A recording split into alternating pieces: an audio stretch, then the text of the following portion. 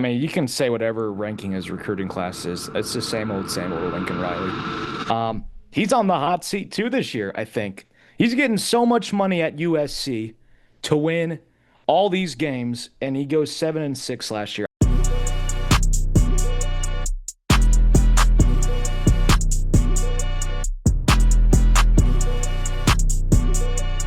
This is the 3 Point Stance, and today we're going to be talking about the Big Ten here. First, we're going to start off with Purdue. Alex, what do you have for them? Poor Purdue. God bless the Boilermakers. I don't have much for them. I mean, this team has just fallen off the wagon, respectfully. Uh, I mean, people think last year was bad. It could be worse this year, but they bring in Barry Odom. Did a really good job at UNLV. He's got some work to do year one. I mean, they've got one guaranteed win this year on the schedule at Southern Illinois, and they play Ball State. They play Notre Dame. Those are their three non-conference games. They may start 2-0, but man, like there's just not much with Purdue. They have Malachi Singleton, who was originally supposed to be a really highly coveted recruit.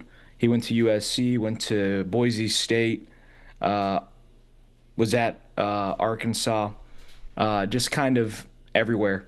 Um, yeah, I don't know, Nick. This team could be two wins. Yeah, That's it. I mean, that's it, really. some tough games there down the stretch. But so moving forward, we have Maryland. Head coach Mike Locksley's seventh year here. They got the number 5 quarterback recruit, Alex. They got freshman Malik Washington, who will start this year. But yeah, what do you have on them, Alex, for Maryland?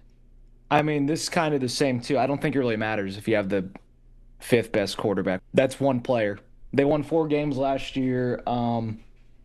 They curb stomped UConn, curb stomped Virginia. They beat a FCS team in Villanova.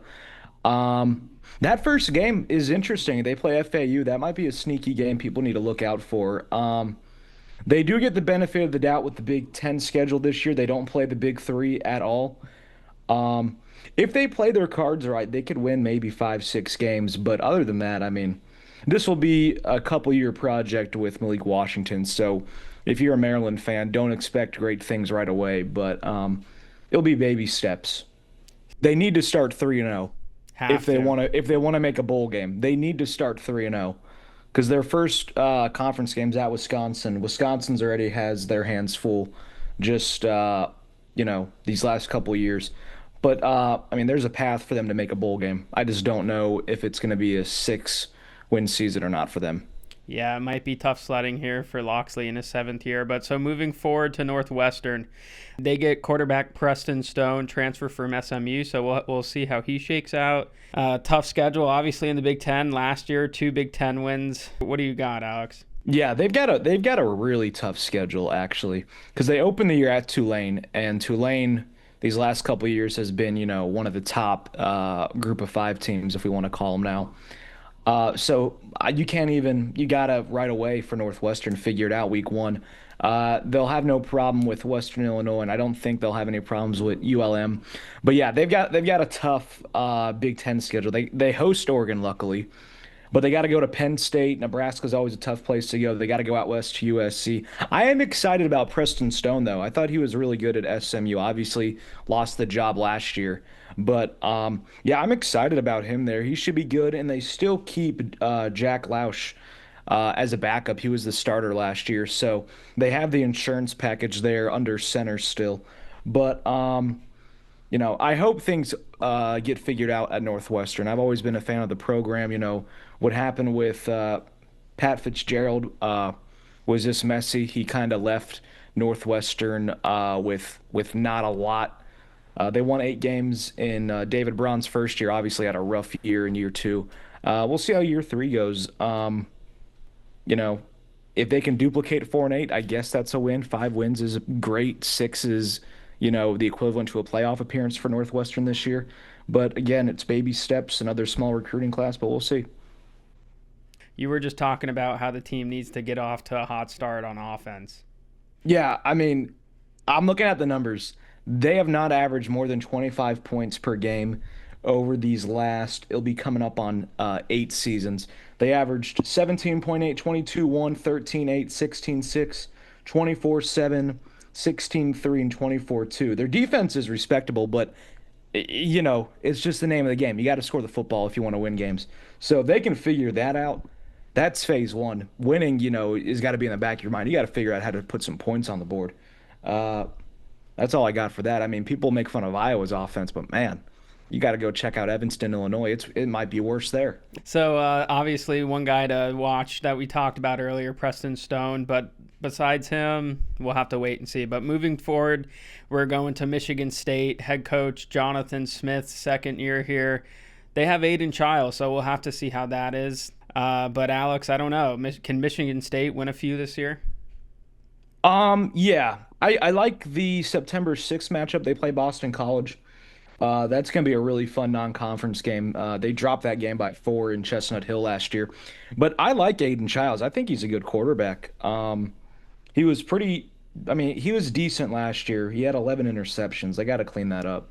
But he's able to use his legs properly. He's going to be the leading rusher coming back from this past year's team. They bring in a running back from Sacramento State, but that's obviously a big jump from the Big West to the Big Ten now. They've got they've got a MAC and they play Youngstown State. They should win those games. Um, I don't know. They got a tough schedule too, Nick. They'll beat they'll beat UCLA. I'm pretty sure they'll beat Minnesota. That Maryland game toss up too. It's going to be played in Detroit. If they Yeah. can get if they can get back to a bowl game, last time they went to a bowl game, that was a long time ago. That was 2021, which feels like a lifetime for Michigan State fans. That's during the Mel Tucker era. If they can figure it out, maybe 5 wins, 5, 6 wins this year. Another team that's trying to figure out the recruiting cycle too. I don't know. We'll have to wait and see on this offense. It does intrigue me with Aiden Chiles. It's going to Yeah. be on Aiden Childs this year. Like there, you can't sugarcoat it. The defense has a lot of places to fill, but it's gonna be on Aiden Childs if they want to be respectable in the Big Ten. So from one second year coach to another one, we're going to UCLA, coached by Deshaun Foster.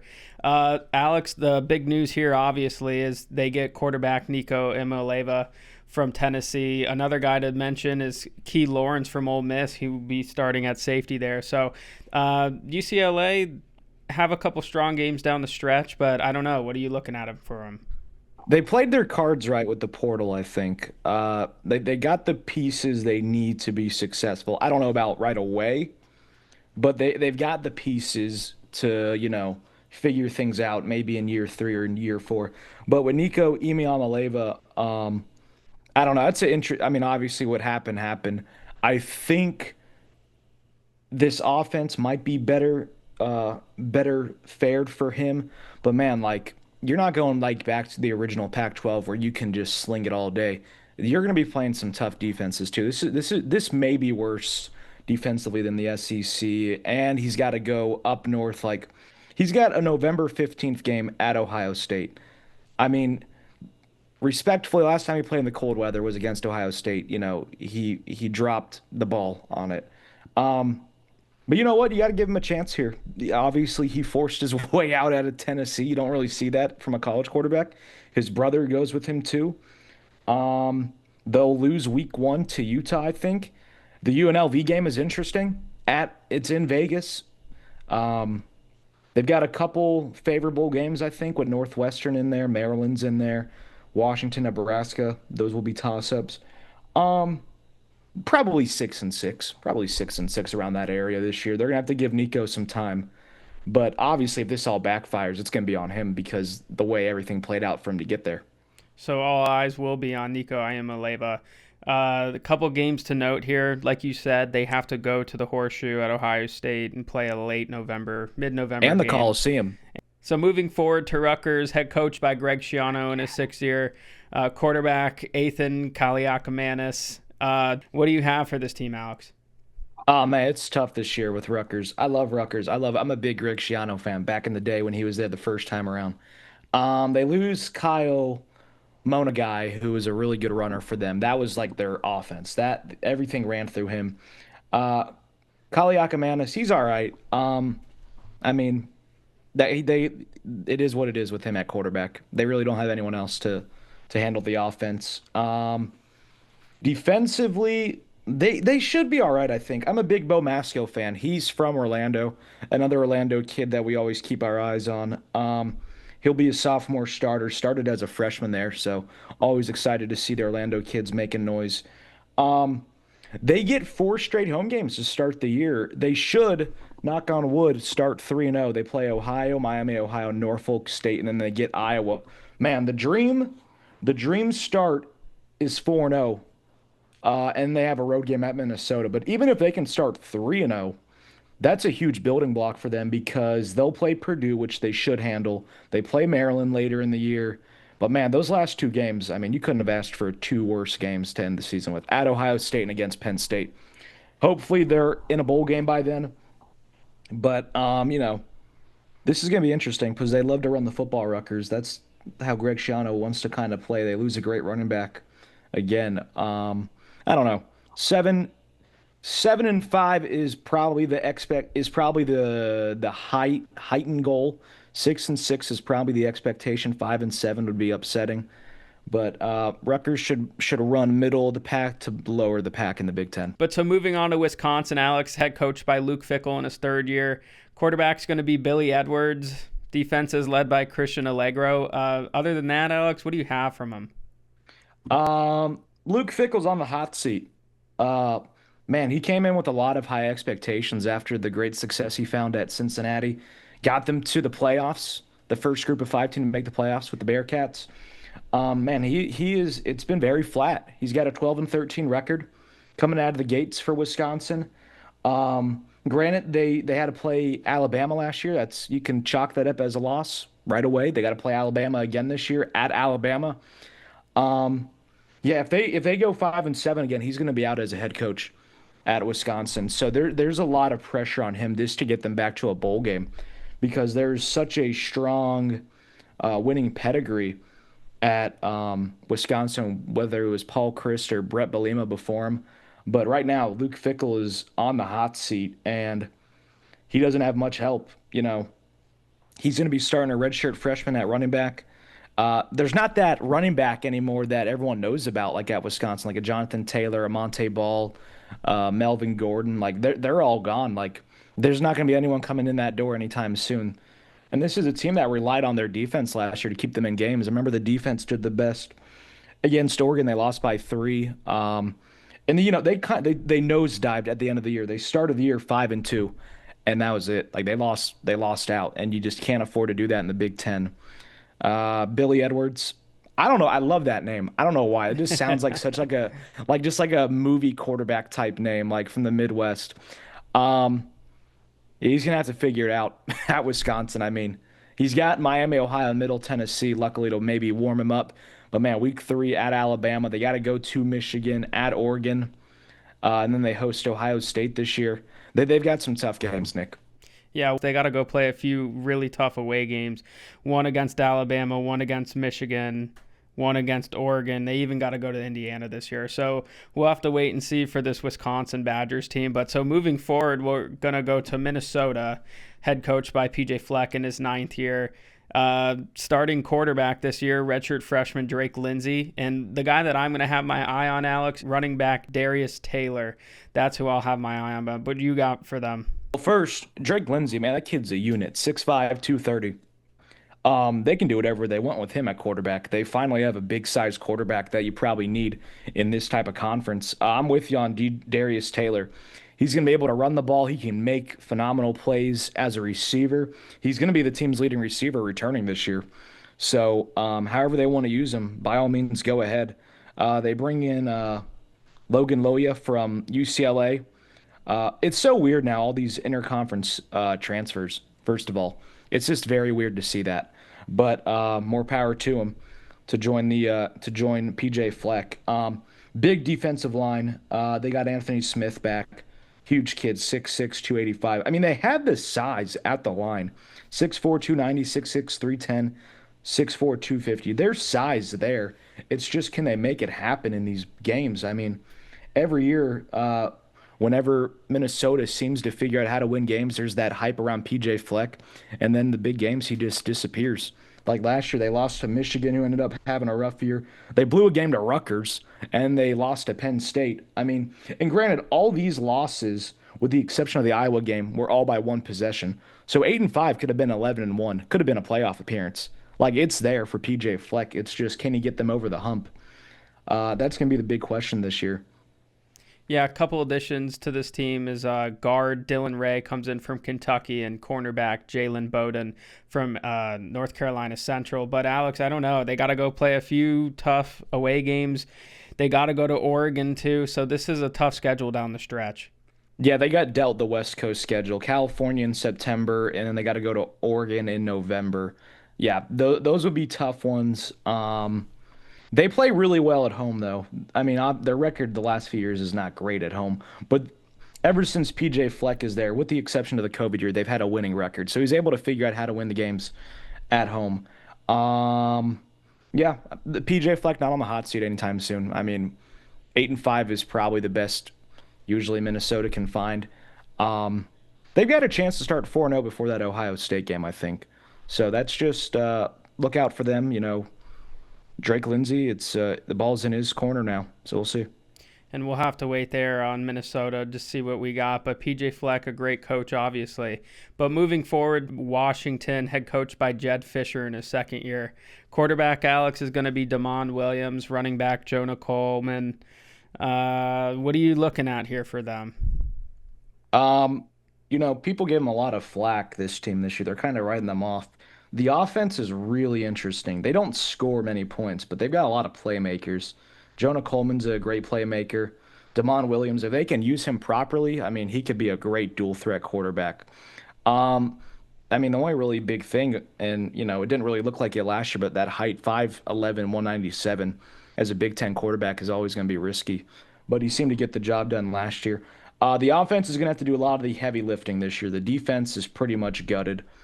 Um, yeah, that's it. I mean, they've got Colorado State, UC Davis, Washington State their first three games before they bring Ohio State into town. They've got some good home games though. They've got Ohio State and Oregon at home.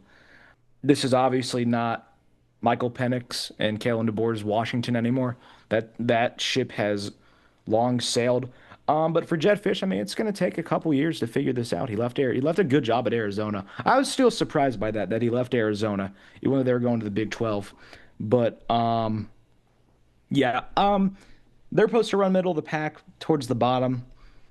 Man, if they got to make it to a bowl game. Even if they go 500, that's a step in the right direction.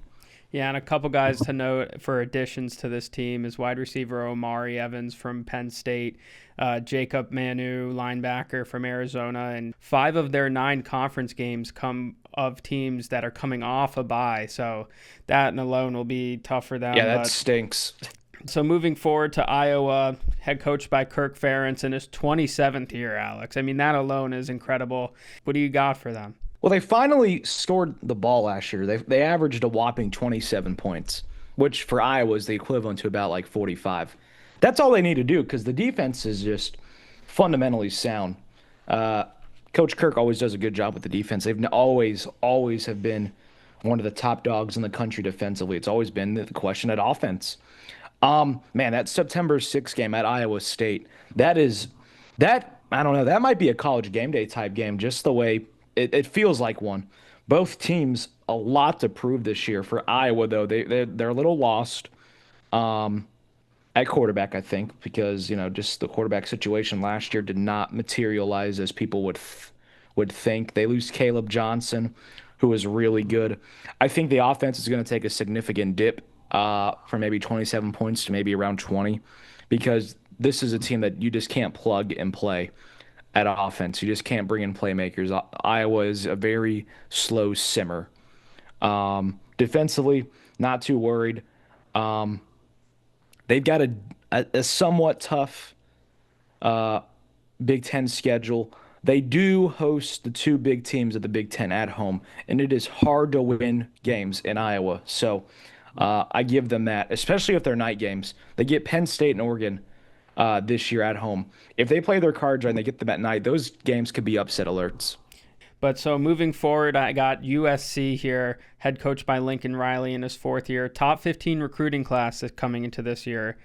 Quarterback's going to be Jaden Maeva. Alex, what are you looking at with them? I mean, you can say whatever ranking his recruiting class is. It's the same old Lincoln Riley. He's on the hot seat too this year, I think. He's getting so much money at USC to win all these games, and he goes 7-6 last year. I know they went to a new conference, but the way Lincoln Riley props himself, it shouldn't matter. The way he carries himself, he's expected to go win everywhere he plays. Um, he's lucky they've got those first two games on the schedule. He's lucky they picked up the cupcake schedules. Missouri State and Georgia Southern. They'll curb stomp them, but they gotta go. They'll curb stomp Purdue. They should beat Michigan State, but then they get Illinois, which is the dark horse of the SEC. They play Michigan at home. They get Notre Dame in October, the per usual rivalry. Um, yeah, I don't know. They figured things out. I think they looked better at the end of the year with Mayava at quarterback once they got rid of Miller Moss. They gave Notre Dame all they could handle in that game for a little bit before Mayava threw two pick sixes back to back plays to pretty much put the game away. They bring in more playmakers per usual. They bring in Eli Sanders, who was at Iowa State and New Mexico State, kind of did a little bit of it all for both those programs. Yeah, pretty much the bottom line is Lincoln Riley is going to be on the hot seat this year if they go 7-6 again. It doesn't. I mean, they can't. It's going to be hard to keep up in the Big Ten just because. I mean, they're going to have to go to some of these schools where it's just still new territory for them. But 8-9 wins for Lincoln Riley will save his job. Yeah, I mean, this is one of those teams. I think definitely Lincoln Riley is on the hot seat here. A couple guys that they brought in for this year: Bishop Fitzgerald, safety out of NC State, and defensive tackle Jamal Jarrett out of Georgia. So keep our eye on them, Alex. All I'm looking at here is at Illinois, at Notre Dame, at Oregon. This is a really tough schedule for them this year. Even at Nebraska, they've got tough road games. Yeah, And one of them is already guaranteed to be a night game. The Notre Dame game is already a night game. yeah. So I Oregon, I mean, would imagine, is going to be a primetime game. I mean, they'll have their work cut out. this is going to be a team that's going to have to get a win against one of these big teams: Michigan, Notre Dame, Oregon, Nebraska. Um, they're just going to have to play spoiler in one of those. But so moving forward to Nebraska, head coached by Matt Rule in his third year. We saw a lot of them last year all over the place on social media, Dylan Raiola. So what are you looking at Uh, for this Nebraska team here? Nah, he needs to cool it down with the Mahomes crap. It's so annoying, and it doesn't help that you threw 11 picks off of on 13 touchdowns. You had a nearly 1-to-1 turnover interception ratio, dude. You got to tone it down this year. Um, he could be good. He could be good. It's going to rely on him again because they brought him in for a pretty penny to make it happen. So he needs to tone it down first of all, Rayola, with the Mahomes crap. It's so annoying. It's funny, but it's super annoying. Like it's his bar for bar. He's stealing everything from him. I can't tell if we're gonna get the same old Nebraska. Like they've just been stuck like in purgatory of just being like below average every year. Um, they lost a lot of games close again this year, with the exception of the Indiana game. All their losses were by one possession. Like it stinks for Nebraska. They open the year with Cincinnati. That'll be interesting. Um, yeah, I mean they've got a decent Big Ten schedule. Like they can win games, they just can never get the job done. They just can't get the job done for whatever reason. So it's going to be interesting. They bring back Emmett Johnson, solid running back for them last year. Part of their defense is back. Like Matt Rule's a good recruiter. It's going to rely on, again, like most of these teams, it's going to rely on the quarterback play. Yeah, they did a little bit of shopping in the transfer portal this year. They get guard Rocco Spindler Notre Dame. from Notre Dame, uh, wide receiver Dane Key from Kentucky. So moving forward to a team that I know you love, Alex, is Indiana, coached by Kurt Signetti in his second year. I'll just Yeah. let you take it away Yeah. here. That's another one who's annoying. Dude, I don't get me wrong. 11 wins at Indiana is really good, but dude, like you're just going all about it the wrong way. Like he's made a lot of people not root for him, Kurt Signetti. I got no problem with the guys, but Kurt Signetti, man, you got to calm down because you claim you win everywhere, and the two meaningful teams that you played, you got curb stomped. The Notre Dame game, they won by 10 points. But you and I watched that game, Nick. It was 27-3 with like 5 minutes left in the game. The game was over. Like, if you watched the game was over, and they weren't going to do anything about it. Uh, like they bring in Fernando Mendoza, who is a good quarterback at Cal. I think there's absolutely no, they will not skip a beat at quarterback. I think he did a fine job at Cal last year. Um, Again, I mean, he gets a lot of flack. It's another cupcake non-conference schedule. They're going to start 3-0, and he's going to make a big deal about it. Kurt Signetti. They're going to start. They play Old Dominion, Kennesaw State, Indiana State. Kurt Signetti's going to brag like they're in the Super Bowl after they start 3-0 and beat these teams a combined 150-10. The Illinois game and Iowa game, your first two Big Ten games of the year, those are interesting, Nick, because Iowa's a great defense and they're hard to play at home. And Illinois is the presumptive dark horse of the Big Ten this year. They got to go to Oregon and at Penn State. They've got a tough schedule. Signetti might, well, I don't know if he's going to be eating his words or not. He ate his words in December. But again, I mean, it's no knock on how he coaches. It's just the way he carries it. He's a great recruiter. He brought in some guys again all over the portal. Yeah. They're not going to have, they will not be in the playoffs this year. They're not going to be in the playoffs this year. Um, they'll probably win 8, 9 games, and he'll call it a day and say they're the greatest thing since sliced bread.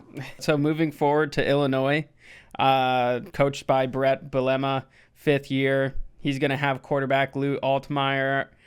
I don't know, Alex. This is the dark horse here. This feels like the team that, if they get a big win, they might be up there at the top of the Big Ten. Their only game they play in the Big Ten is Ohio State at home. If they play their cards right, they could be, man, they could go like 10-2, 11-1.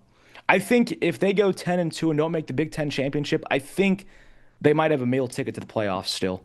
But I mean, I have that September 6th game at Duke already circled. That's going to be a big game. That's going to be a big test on the road. Tough to play at Duke right now. They had a really good year last year at Manny Diaz, but this is the team Brett Bielema has been waiting on at Illinois, and I think Luke Altmaier is a great quarterback. This is going to be senior year for him. I've never seen, and this probably goes same for you. I've never seen this much hype go in for an Illinois team in my lifetime. This is interesting because this is the team that can do it, but they need to do it. They need to win 10 games. They won 10 games last year. They beat South Carolina, but now it's can they finish the job? They have a pretty friendly schedule for a Big Ten schedule. They get a lot of teams, a lot of the tougher teams at home. Obviously, they got to go out and play in Indiana, which is going to be a tough game. But Luke Altmaier, 5,000 yards, 43 touchdowns in 22 games for Illinois. And then we go to Gabe Jacobs, 8 sacks last season, tied for second in the Big Ten. So, I mean, this defense, Alex, is actually loaded a little bit too. Yeah, they're solid top to bottom here. Yeah, they've got to win this year. They got to win 10 games in the regular season. This is my Big Ten. This is not my Big Ten. This is my dark horse pick in the Big Ten. But so moving forward to Michigan, obviously coached by Sharon Moore in his second year. One of the biggest stories the Michigan Wolverines have had maybe since their national championship. They landed number 1 quarterback recruit Bryce Underwood, who's supposed to be an absolute stud. He will be starting for them this year. Michigan has a top 10 recruiting class this year. Couple guys to note that they did get in the transfer portal, which will be starting for them. Justice Haynes, running back out of Alabama, yep, and TJ Metcalf, safety out of Arkansas. So, Alex, I don't know. I mean, it'll all depend on how this kid, Bryce Underwood, shakes out for them. What do you think? Yeah, it's going to be all on him again. I'm surprised, man. Mikey, the backup, Mikey Keene, I remember him from UCF. He's been in college football forever. Like, it's going to be very interesting how they do things this year, Michigan, because they've got a lot of tough road games. They got to go to Oklahoma, to Nebraska, to USC, to Michigan State. And it doesn't really matter what Michigan State's record is. It's always going to be tough there for Michigan just because of the rivalry. I don't think they're going to beat Ohio State this year, even though I said that last year and the year before. I think it's going to be tough for them to do that again for a fourth straight time. Yeah. No, fifth straight time, excuse me. Man, it's been 5 years straight already. That's crazy. Week two is it going to be a is going to be a marker for them. See where they're at as a team in second year head coach Sharon Moore at Oklahoma. Yeah, that's it. I mean, really, they're gonna have to figure it out. It all relies on Bryce Underwood. Luckily for them, they do get the Ohio State game at home this year. But I mean, for the most part, Alex, I'm looking at Justice Haynes. They've always been a big running team. So how can he translate down there in Michigan? I think he'll be fine. I mean, they're gonna have to learn. They're gonna have to run the football to give Bryce Underwood not as much pressure. They're not gonna want to throw the football. This is obviously a team that has not thrown the football well these last couple of years. Even when they had what's his name? Who's with the Vikings now? Um, yeah, JJ McCarthy. Yeah, he was a good passer, but he didn't throw like 300 yards a game. Like this is not a team that's going to air the ball out. So they need Bryce Underwood to throw when they need him to throw, and they're just going to rely on that run game, which they've done decently well. I don't know what happened with Donovan Edwards last year; just fell flat on his face once he got the nod to start. Other than that, yeah, run the ball, run the ball, run the ball. Yeah, my eye is going to be on Justice Haynes for them. But so moving to Oregon, we have head coach Dan Lanning going into his fourth year. They get the number 3 recruiting class in the country, something to look forward to. Number 1 wide receiver in the class, 5-star DeCorian Moore, and the number 3 cornerback in the class, Alex Naeem Offord, 5-star. They're going to be starting Dante Moore this year, so that'll be one thing to keep an eye on. But what do you got for the Ducks? We've kind of been waiting on Dante Moore for years, it feels like. He's been a backup everywhere. He shocked a lot of people when he decided to transfer to Oregon and sit behind Dylan Gabriel. I think that's wise, though, as good as a college quarterback Dylan Gabriel was. Yeah, they've got a really safe schedule as well. Non-conference schedule. Montana State and Oklahoma State. I think they'll handle those two teams. They play Oregon State per usual. I do like that they got to travel towards the east for some of these games, like Penn State and Iowa. Not too worried about the Indiana game. But for them, I mean, we're gonna have to see how Dante Moore can play. I mean, we've been waiting for this kid for years. He's been at UCLA, he's been at Oregon now. This will be his third year in college football, and we have yet to really see him play like completely. He played in a couple games for UCLA, but I mean, not enough to really give us a determination. For Dan Lanning, he, per usual, recruits in the portal, recruits high schoolers. Um, Kind of the same thing for him. Like PJ Fleck can't seem to figure out the big games when they matter most. Got curb stomped in the Rose Bowl this year to Ohio State. Uh, you know, he's a good coach, another coach that likes to use his mouth too. So maybe just tone it down just a little bit. I mean, he's backed it up, obviously. They lose Jordan James, another great running back they lose. They'll have to figure it out. I don't think they're gonna like skip a beat or anything. Maybe 10-2. Uh, yeah, 11-1. Kind of hard to pinpoint a second loss, but the Penn State game will be a toss-up. A couple transfer additions here. They're getting cornerback Jaden Kennedy from Ole Miss and wide receiver Malik Benson from Florida State. One of the guys that goes under the radar here is offensive tackle Isaiah World. But yeah, I don't know. I mean, Oregon's going to have to get over the hump with a couple big games. They have to go and play at Penn State this year, so that'll be a big game for them moving forward. But I would say, Nick, the Oklahoma State game, even though I just said they should beat them, I don't know. Maybe highlight that game. yeah, That might be an interesting game, week 2. moving on to Penn State, head coached by James Franklin in his 12th year. He's going to have quarterback Drew Aller under center again this year. But the big note for me, Alex, is running back Nicholas Singleton, who returns, one of the best running backs in the country. He might be up there for the best running back in the country. But what are you seeing from the Nittany Lions here? Yeah, they bring back Singleton and Kaytron Allen, who are kind of like the Pippen and Jordan for their running backs at Penn State. I mean, tough 1-2 punch, both over 1,000 yards rushing. Uh, just like some of these teams who have a lot of seniors that produce offensively, this is it. Like, this is going to be as good of a chance Penn State can win it all for James Franklin. This could be like his greatest team yet. Everyone thought last year's team they thought was the greatest, and just like James Franklin fashion, they blow it. It was a late interception in the Orange Bowl that I didn't feel too upset about. Obviously, we were on the receiving end of that. But I mean, this is a very top-heavy senior-led team. A lot of playmakers that they're gonna have to make it happen this year. Drew Aller, they brought him in for games like this. They have their running backs back. The defense might take a hit, but you lose your tight end like Tyler Warren. You just can't find running backs like that. I mean, excuse me, tight ends like that just lying around everywhere. So they may take a little dip in the passing game, but you don't really have to worry with running backs like that. Non-conference, they'll curb stomp their way to 3-0. Um, I'll take them beating Oregon. I think they'll beat Oregon. I think they're going to be undefeated all the way to November 1st at the game you're going to be going to, the Penn State Ohio State game. I think they'll be undefeated to that. I can't give you a winner in that game. I think they go 11-1 in the regular season. I'll say they lose to Ohio State for right now because I just can't tell any team's going to go 12-0. But if there's a game they lose, it'll be that one. Looking at that game from now, we can even see that that could have a lot of playoff implications for both teams. Drew Aller, 3,300 yards last year, 24 touchdowns. That was last season for him. And then Nicholas Singleton. If he has an 1,000-yard season this season, that'll be his third in his career for college. Very Last impressive. year had 1,100 yards, 12 touchdowns, and Alex 41 receptions. This guy seems to do it all, whether it's Yeah. running or catching the ball. So definitely Penn State's one of those teams that's going to be up there. And who knows, that Ohio State Penn State game might determine the winner of the Big Ten. But so now moving on to the last team, it is Ohio State, head coached by Ryan Day. Obviously, they're headlined by Jeremiah Smith on offense, who's going into the sophomore year now. But yeah, I don't know, Alex. That Texas game to me can determine a lot for both of the team's seasons. I think it comes down to that Penn State game. I don't know, Alex. What do you got for the Buckeyes? Yeah, I mean, for any redshirt freshman, I mean, your first game's Texas, or like just let alone any top 10 program in the country. That's going to be hard. I think it's a huge benefit the game's at home.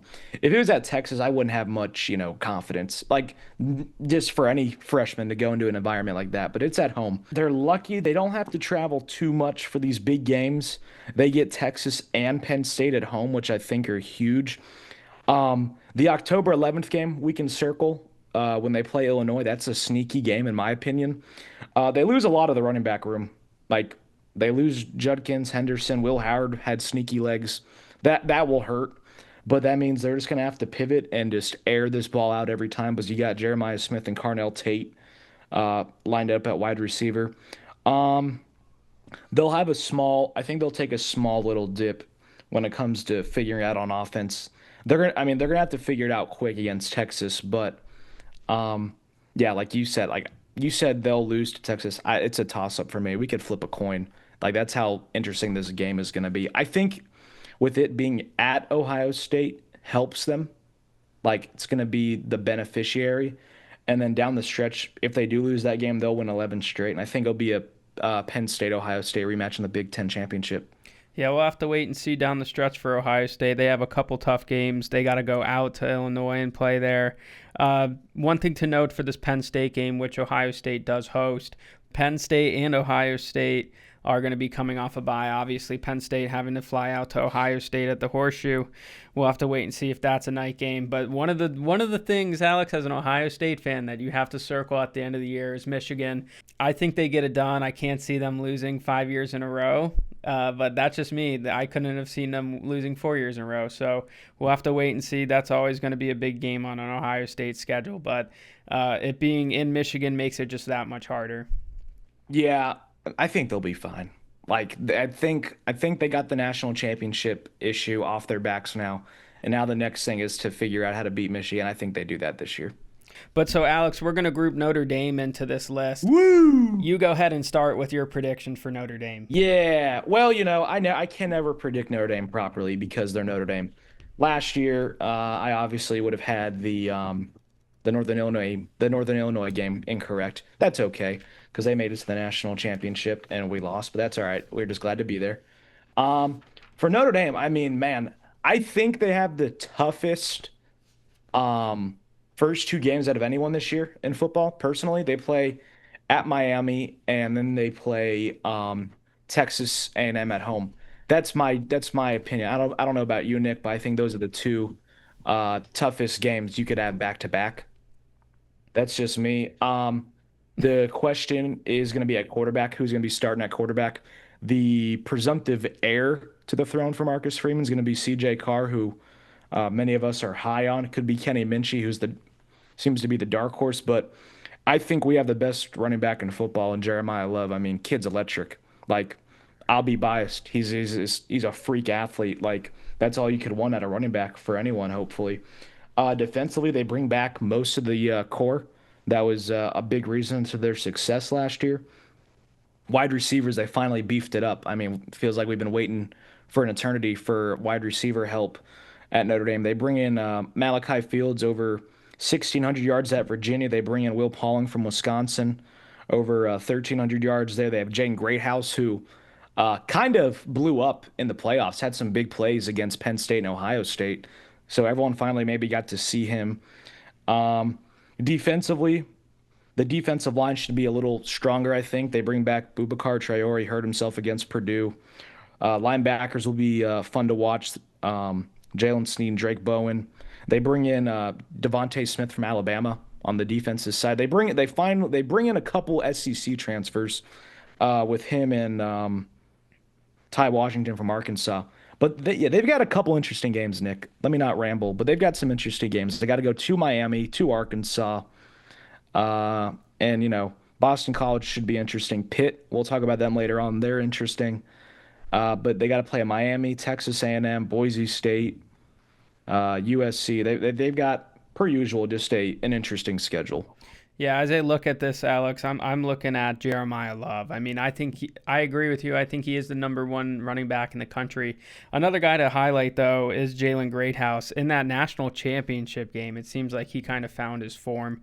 Yeah, Now, I mean, looking at the schedule, a couple things to note. They have to go to Miami week one. I think they win that one. thank you. But Alex, I can very well see this Irish team going undefeated. I don't know. You have the number one running back in the country. I'll predict that Notre Dame might lose one this year. That game at Pittsburgh is intriguing to me. Obviously, the game at Miami, I think if they take 11-1, Alex, I think that's very doable with the schedule. Obviously, Stanford game late in the year, that's going to be in Stanford. But I don't know. As I look at this, Alex, Marcus Freeman might have himself a national championship team here. I hope.